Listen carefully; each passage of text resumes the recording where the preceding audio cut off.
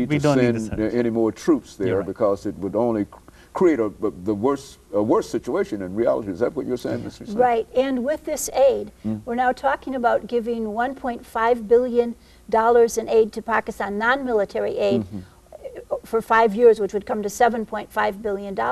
That could do a tremendous amount of good, or it could also backfire again if we do it in a heavy-handed way. Some of the things we're talking about is increasing the embassy in Islamabad to 1,000 Americans in order to oversee this aid. I think that will backfire against us. We don't want Pakistanis to feel they're in an occupied country like Afghans feel now. Another thing is that they're talking about they're buying the largest hotel in Peshawar to be the consulate there. For the American. Yes, we don't need to be that conspicuous. The worst thing is they're talking about hiring more foreign contractors.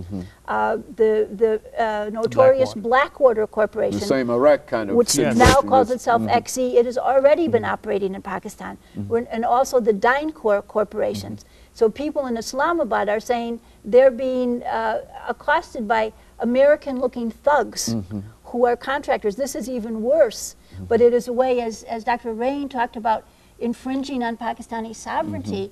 Having contractors and having drones is, you're not fooling the Pakistanis. These are ways of getting around Pakistan's sovereignty, and it creates even more anger than forthright military incursions. Well, Dr. AArain, do you think that perhaps this point of view that we ought not to increase our military aid and military presence in these two countries, do you think that that point of view is getting through to decision makers in Washington, D.C.? I mean, the things that the two of you are saying seems to make sense to me, but are the people who make decisions in Washington, D.C., do you think that this point of view is there as well? I hope it goes through to the policymakers, but at this time, the way they are conducting it doesn't seem like that the point is getting across.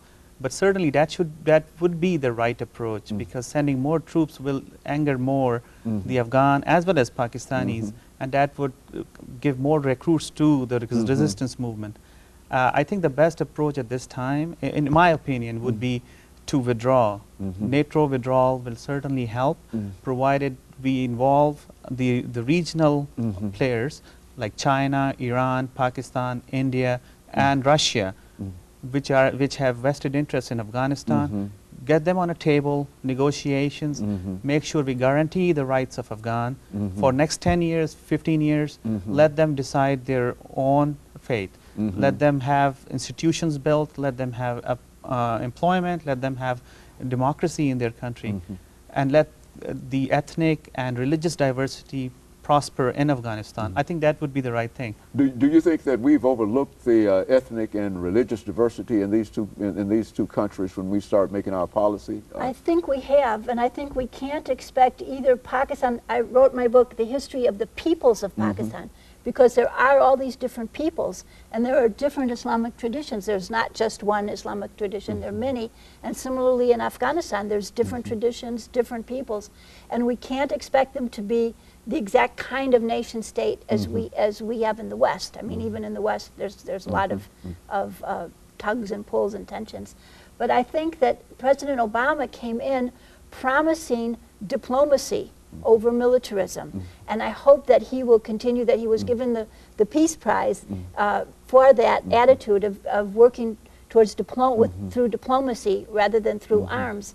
And I hope that he learns that lesson. They always say, when they're pursuing military ends, that of course we'll also have aid, we'll also have diplomacy, we'll also have development, but those things always get left by the roadside, and they become just lip service. They get destroyed by so the we war need itself. to really turn this inside out and put diplomacy in the lead, development in the lead, because it's prosperity and stability that will end terrorism. It's not bombs. And a lot of folks are simply unemployed. Young people just don't have any jobs. They don't.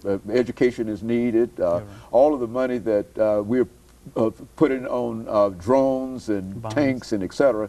that could be very, very helpful in terms of creating a different kind of situation that would allow us, give us some kind of justification of being able to withdraw. Is that what Right. the two of you are Exactly. saying? Right. Education. When people are educated, when they have employment, they won't have enough time to go with these extremists. Then this religious extremism will die out. That would be the right way to do. Finally, we've got about a minute here before the end. Well, of, I just half think a minute. it's been 8 years now, and what we've been doing has gotten us deeper into a quagmire. So we need to learn the lessons of Afghanistan and the lessons of Vietnam. And when I was young, I was worried about my brother in the Vietnam War. Now I'm worried about my nephew in Afghanistan. We have to learn the lessons of Very history. good. And let me thank the two of you, Ms. Hussain and Dr. AArain, for coming by and giving us that excellent information today, because I think that we are all so confused in reference to what is going on, the killing and et cetera, but I think that is a ray of hope in reference to what we're trying to do. And let me encourage our audience to tune in again next week for another informative edition of Comments. Thank you and good morning.